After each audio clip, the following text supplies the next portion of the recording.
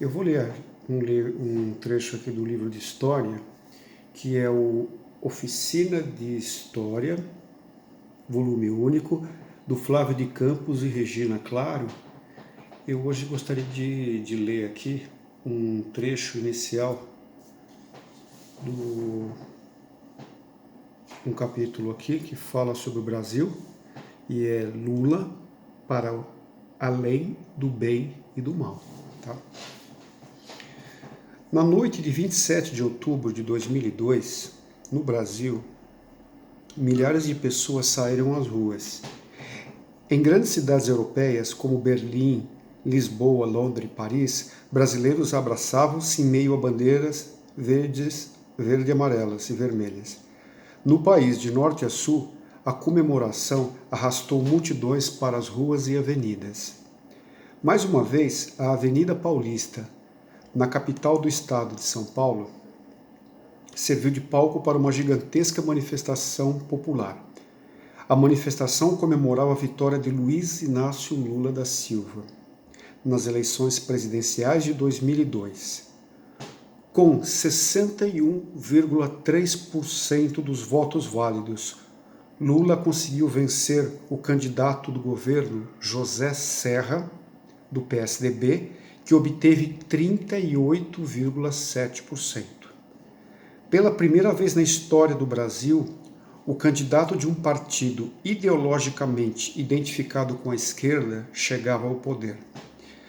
As bandeiras do PT, PCdoB, PDT, PSB, PPS e PCB tingiam o Brasil de vermelho.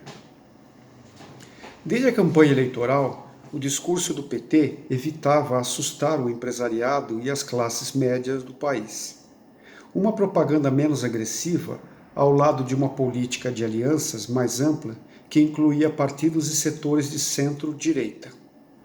O vice-presidente era José Alencar, do PL de Minas Gerais. Trouxeram uma imagem mais conciliadora ao PT.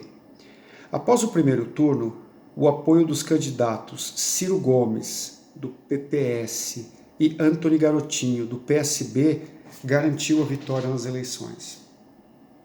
A primeira equipe do governo Lula caracterizou-se pela presença de antigos representantes da esquerda brasileira, ex-militantes da luta armada, ex-exilados e ex-opositores da ditadura militar, agora tinham a incumbência de governar o Brasil.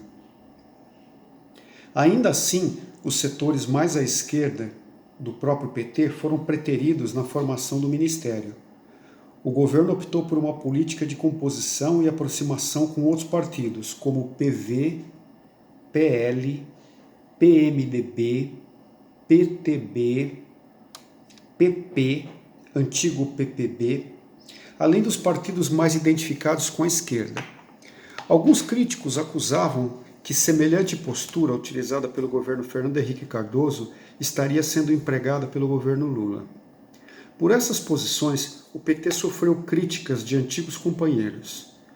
Em outubro de 2003, quase um ano após a eleição de Lula, o deputado Fernando Gabeira, do Rio de Janeiro, deixava o partido após discordar da política ambiental do governo e da maneira como foi recebido pelo ministro José Dirceu.